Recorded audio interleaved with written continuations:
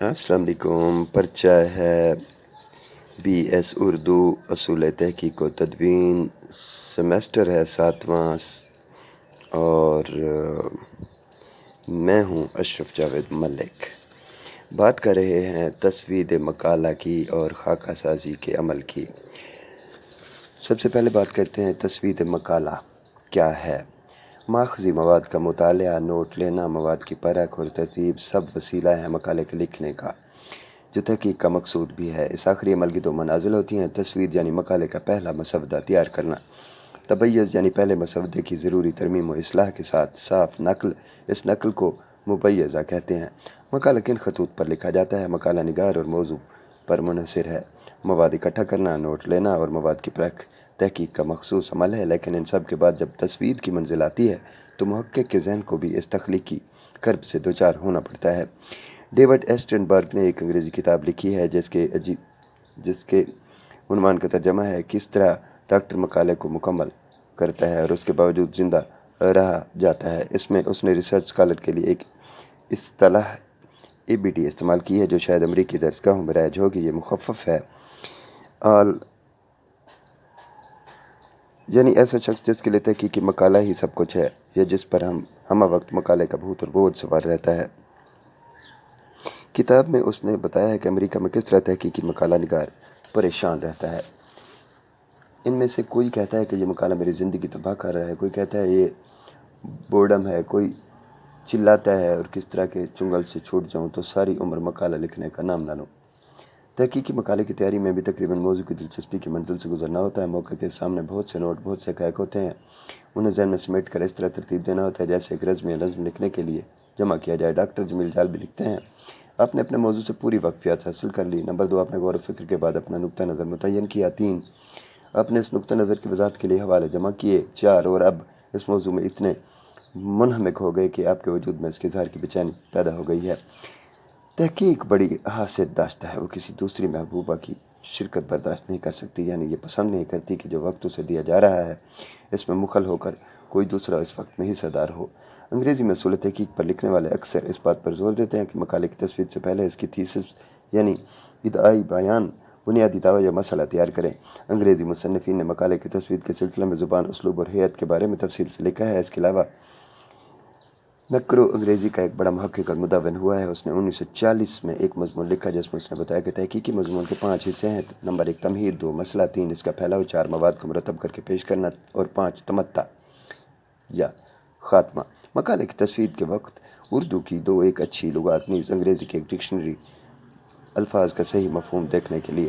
مقالے کی تسوید ایک پہلو کے حوالے سے اہم ہے اور وہ یہ ہے کہ حشویات سے پرہیز اور اختصار۔ ڈاکٹر عبدالستار لکھتے ہیں: مقالے کے حجم کو محدود رکھنے پر زور دینا چاہیے۔ مقالے کی طول کو گھٹانے کی خاطر درجہ ذیل طریقہ کار موجود ہیں۔ نمبر 1 بہت بڑا اور وسیع موضوع نہ لیں۔ 2 تذکرہ نما موضوعات نہ لیں۔ 3 سیاسی اور سماجی پس منظر سے بچیں۔ 4 کسی صنف کے جائزے میں صنف کی تخلیقات کے نمونے مختصر ہوں۔ 5 ادیبوں کی مفصل سوانح نہ دیں۔ 6 براہ راست اقتباسات کم کریں۔ 7 آپ کے موضوع پر آپ سے پہلے جنہوں نے لکھا ہے ان سب کی تحریروں کا خلاصہ نہ دیں۔ تحقیقی مقالے میں کسی ادیب یا تحقیق کے تنقیدی جائزہ پر زیادہ نہ پھیلیں۔ 9 کتاب کے آخر میں اختتامیہ جائزہ لیں۔ 10 آخر میں کتابیات اور اشاریے بہت مفصل نہ کریں۔ موضوع کے حوالے سے مقالے میں لیرلی لکھتا ہے کہ مضمون کو کبھی مصنف کی تاریخ ولادت اور مقام ولادت سے شروع نہ کریں۔ روات نے اس موضوع پر تفصیل سے لکھا ہے۔ پہلے پیراگراف کے بارے میں اس کے تجاویز یہ ہیں: نمبر 1 پہلے پیراگراف میں موضوع کی وضاحت کریں۔ 2 موضوع کے بارے میں موقف اور نقطہ نظر بیان کریں۔ 3 کسی عام مفروضے پر وار کریں۔ 4 اپنے موضوع میں کسی تضاد کی نشاندہی کریں۔ 5 اپنے موضوع سے متعلق کسی شخصیت کا ذکر کریں۔ 6 موضوع کا پس منظر بیان کریں۔ 7 کسی مختصر اقتباس سے شروع کریں۔ مقالے کی تسوید میں موضوع کے بارے میں ترتیب کو اس طرح پیش کیا گیا ہے: اخلاقیات تحقیق، اس میں نمبر 1 ہے اعتراف، نمبر 2 غیر جانبداری، 3 حوالہ جات۔ اغلاط پر اعتراض سے اغلاط کی نشاندہی کسی عناد کے تحت نہیں بلکہ مخصوص صحت کی اشاعت کی خاطر کرنی چاہیے۔ محض بے احساس برتری نہ دل میں نہ تحریر میں آنے دیجیے، اور اعتراضات میں طنز و تمسخر بھی نہ ہو۔ کسی بڑے نام سے مروب ہو کر اس کی غلطیوں کی نشاندہی سے نہ چوکیے۔ تحقیق میں بے خوفی ضروری ہے۔ خاکہ سازی، خاکہ ترجمہ ہے انگریزی اصطلاح سیناپسس کا۔ اس لفظ کے लुगत के एतबार से मानी है एक साथ नज़र डालना, सेन बमानी एक साथ, ऑप्सिस मानी देखना, एक साथ देखना। अंग्रेज़ी के मुसन्निफ़ ए रात ने खाके का मफ़हूम बयान किया है। खाका किस तरह लिखा जाए, अंग्रेज़ी में 2 सूरतों का जिक्र है, मौजू वार या शक्ल जुमला। मसलन मेरी किताब उर्दू की नसरी दास्ताने के पहले 3 बाब या अब्बाब इन उन्वानात से होंगे। एक अहद कदीम में किस्सा गोई, 2 उर्दू का कदीम अफसानवी अदब फ़न और मौजू। डॉक्टर इंदलीब शादानी लिखते हैं कि खाके में जो उन्वानात कायम किए जाएँ उनमें तरतीब ज़मानी का लिहाज मुफीद है, ज़रूरी भी है। खाके के बारे में गहराई से अमली तरीक़ेकार पर गौर करने से कबल एक मौजू को निपटा लें। शेख चांद की किताब सौदा की तकलीद में ये फ़ैशन हो गया है, कोई भी मौजू क्यों ना हो, पहला बाब सियासी और समाजी पस मंज़र का हो। खुद तो ये तारीख़ी तनकीद की देन है, इससे ज़्यादा तरक्की पसंदी की जहाँ तख्लीक को माहौल के आईने में देखा जा सकता है। पस मंज़र की मिराज डॉक्टर ख्वाजा अहमद फ़ारूक़ी की किताब मीर तकी मीर हयात और शायरी है, जहाँ तकरीबन 250 सफ़हात में तारीख़ बयान की गई है। इसके बाद पस मंज़र का चलन बढ़ गया। पस मंज़र पे बज़ात खुद एतराज़ नहीं, लेकिन इसे महज अलहदा से बयान करके ना छोड़ दिया जाए, बल्कि अदबी तख्लीक पर इसके असरात दिखाए जाएँ। एक ज़माना हुआ उस्तादी डॉक्टर सैयद एजाज़ हुसैन के पास पाकिस्तान की किसी यूनिवर्सिटी का सैयद सफ़दर हुसैन का गैर मतबूआ मकाला देखा। ज़िंदगी और अदब शायान अवध के दरबार में मकाला बहुत अच्छा था, लेकिन वाज़ेह तौर पर 2 लाख था। निसफ़ अव्वल में तारीख़ी और माशरत समाजी पस मंज़र था, निसफ़ आखिर में इस दौर की शायरी का बयान। दोनों हिस्सों को आपस में मरबूत नहीं किया गया था। अंग्रेज़ी की मुस्तनद किताब MLA हैंड बुक में दुरुस्त लिखा है कि खाका तहकीक और तस्वीर के बीच की मंजिल का नाम है। डॉक्टर ज्ञान चंद जैन कहते हैं कि मेरी राय में खाका बनाना मकाले की तैयारी की तरह एक मुसलसल अमल है।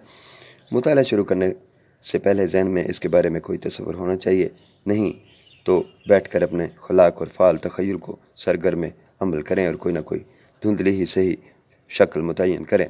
इसके बाद मवाद इकट्ठा करें, मुताला करें और इसे तरतीब दें। सही खाका तैयार करना मुश्किल है। बड़े बड़े मुसन्निफ़ीन इस बारे में फ़नी कामकारी की गमाज़ी करते हैं। हाल ही की यादगार गालिब में सवाने की कोई तरतीब नहीं। सफ़र कलकत्ता की तफसीलात पहले हैं और इससे पहले कि मंजिल क़याम लखनऊ का बयान बाद में। पहला हिस्सा मिर्ज़ा की लाइफ पर है, लेकिन इसमें मौत का कोई जिक्र नहीं। दूसरे हिस्सा अखलाक व आदात व ख़यालात से है। असूल तहक़ीक़ पर कोई बाकायदा मकाला लिखना मद्देनज़र नहीं। चंद सरसरी बातें जिस तरतीब से जहन में आएंगी कलम बंद कर दी जाएंगी। पर्सन्स का कहना है कि अगर मकाले में ज़मा अहम है तो मकाले की तरतीब तारीख़ी होनी चाहिए।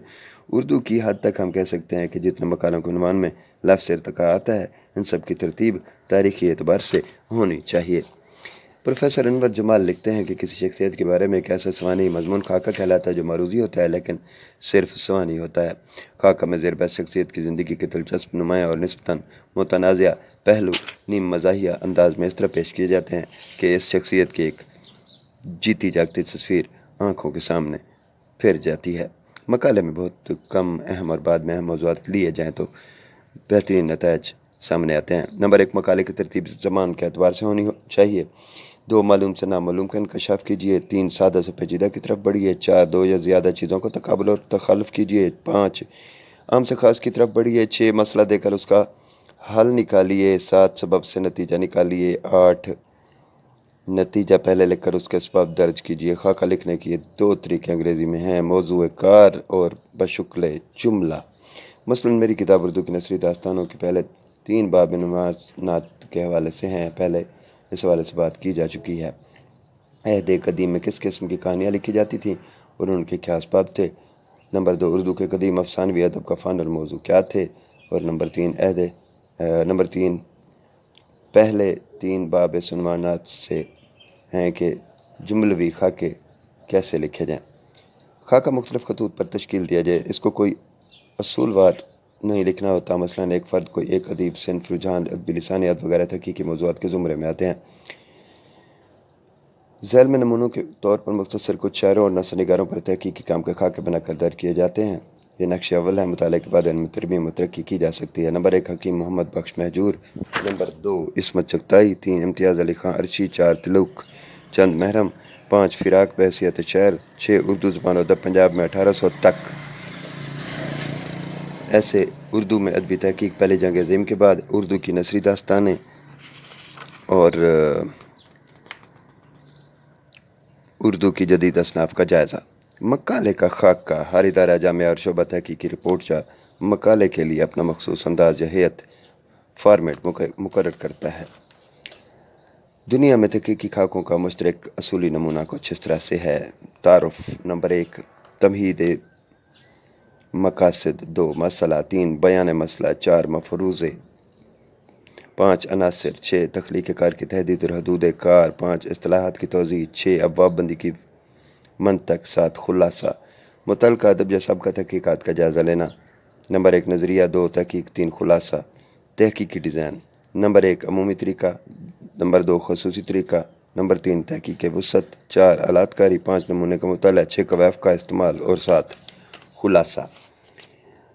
4 متن، کوائف یا مواد، ابواب بندی، حاصلات، نتائج، سفارشات، تتمہ، تعلیقات اور ضمیمہ، کتابیات یا اشاریہ۔